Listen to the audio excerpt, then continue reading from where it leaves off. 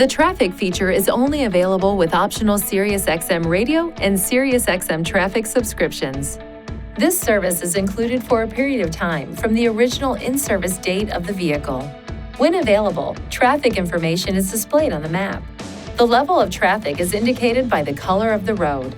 Green indicates free-flowing traffic. Yellow indicates moderate traffic. Red indicates heavy traffic. And orange and white stripes indicate a section of road seriously affected by a traffic event.